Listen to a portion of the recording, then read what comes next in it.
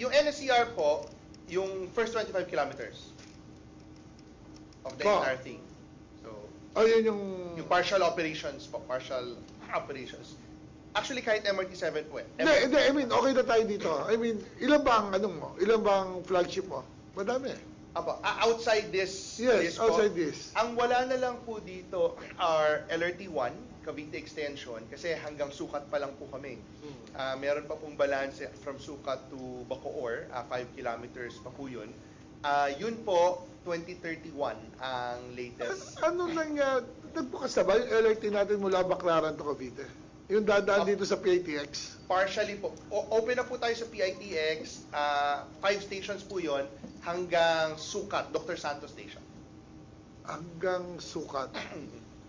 May balanse pa pong 3 station. Yung Baclaran to ano, to PITX. Open na po. So ginagamit na ngayon? Ginagamit. Oh, wow. Okay Nung 2024 po tayo nag-open. Very good.